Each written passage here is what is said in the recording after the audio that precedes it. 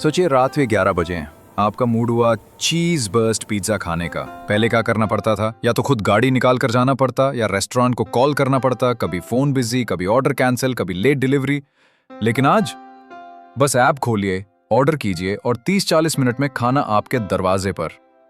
हमने इस कन्वीनियंस को इतना नॉर्मल मान लिया है कि भूल गए हैं 10-12 साल पहले ये लग्जरी थी। ये मैजिक पॉसिबल हुआ 2 जायंट्स की वजह से, स्विगी और जोमैटो। लेकिन सवाल है, ये कंपनीज आखिर इतनी बड़ी बनी कैसे?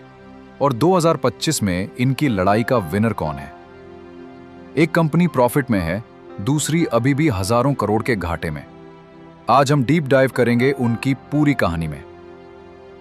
भाग 1, ओरिजिन स्टोरी। जोमैटो की कहानी। 2008, गुड़गांव। 2 IIT दिल्ली ग्रेजुएट्स, दीपिंदर गोयल और Pankaj Chadha, Bain and company में काम कर रहे थे। ऑफिस में रोज एक ही प्रॉब्लम थी, कौन सा रेस्टोरेंट ऑर्डर करें, मेन्यू कहाँ है। दीपिंदर ने सोचा, क्यों ना सारे मेन्यू कार्ड्स स्कैन करके ऑनलाइन डाल दूं। ऐसे शुरू हुआ फूडीबे। लोग नियर बाय रेस्टोरेंट्स और मेन्यू ऑनलाइन देखने लगे। ये इतना पॉपुलर हुआ कि कुछ ही सालों में दिल्ली से मुंबई और फिर कई शहरों में फैल गया। 2010 में नाम बदलकर जोमैटो रखा गया। क्यों? क्योंकि इंटरनेशनल एक्सपेंशन करना था और छोटा कैची नाम चाहिए था। 2015 तक जोमैटो सिर्फ एक रेस्टोरेंट डिस्कवरी ऐप था, लेकिन फिर एक नया कंपेटिटर मार्केट में धमाल मचा रहा था, स्विगी।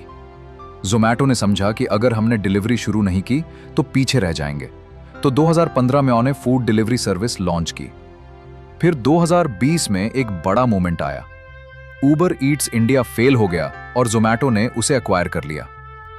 इससे उनका मार्केट शेयर बहुत बढ़ गया। 2022 में उन्होंने ब्लिंकिट एक्वायर किया और ग्रोसरीज मार्केट में एंट्री कर ली। यानी जोमैटो का ग्रोथ स्ट्रैटेजी सिंपल था, बड़ी एक्विजिशंस करो और जल्दी एक्सपैंड करो। अब आते हैं स्विगी पर। 2014, बेंगलोर। 3 फाउंडर्स, श्रियाशा मजेटी, नंदन रेड्डी और राहुल जैमिनी। उस समय बहुत ऐप्स डिलीवरी करने की कोशिश कर रहे थे, लेकिन प्रॉब्लम एक ही थी, रिलायबिलिटी। कभी ऑर्डर लेट, कभी कैंसिल, कभी ठंडी खाना। स्विगी ने कहा रेस्टोरेंट सिर्फ खाना बनाएगा, बाकी सब हम संभालेंगे। उन्होंने इन्वेस्ट किया अपनी खुद की डिलीवरी फ्लीट बनाने में। यह सिंपल आइडिया था, लेकिन इतना पावरफुल कि यूजर्स ने कहा अगर स्विगी से ऑर्डर करो तो टाइम पर मिलेगा। रिलायबिलिटी उनकी सबसे बड़ी स्ट्रेंथ बन गई। 2015 से 2018 के बीच स्विगी हर मेट्रो सिटी में फैल गया। इन्वेस्टर्स इंप्रेस्ड हुए और फंडिंग की बारिश हुई। फिर स्विगी ने एक्सपेरिमेंट शुरू किए। Instamart, groceries delivery, Swiggy Genie, छोटे पार्सल्स भेजने का system, dine out acquisition, table booking और dine in discounts, Swiggy One, subscription model. यानी स्विगी की कहानी है एक्सपेरिमेंट्स और इकोसिस्टम बनाने की कोशिश की कहानी। Part 2, business models. दोनों कंपनीज का मकसद सेम है, आपकी हर जरूरत डोर स्टेप तक पहुंचाना।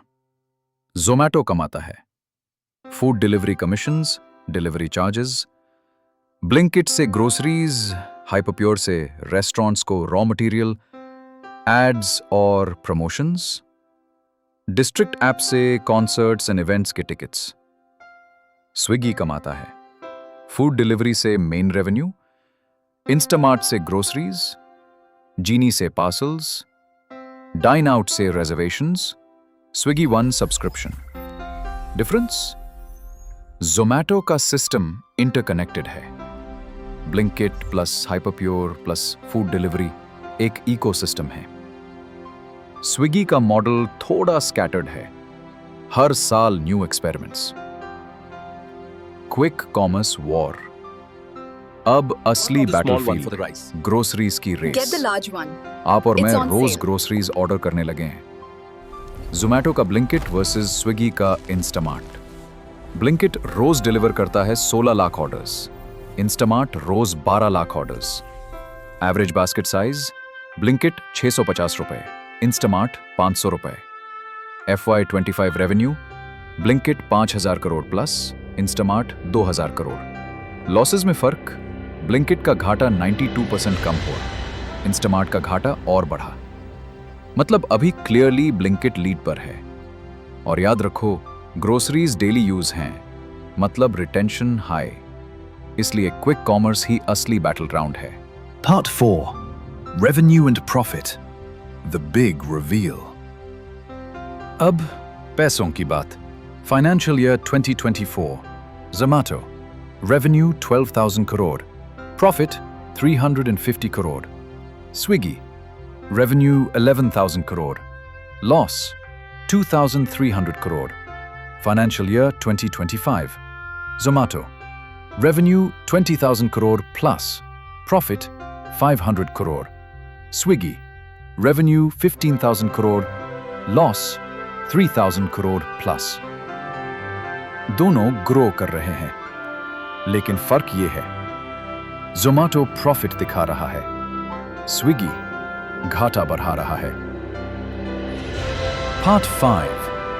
IPO and Investors. Zomato already listed है और प्रॉफिट दिखा रहा है।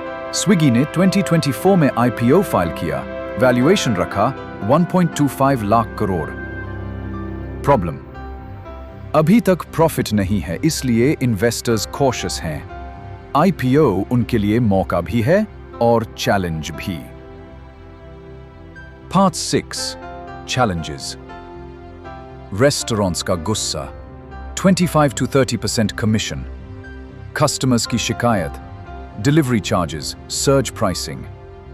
Zomato ने 19,000 रेस्टोरेंट्स डीलिस्ट किए। Dark kitchen controversy, India price sensitive market है, margins tough. Part 7. Global Comparison. वैसे ये स्ट्रगल सिर्फ इंडिया में नहीं है।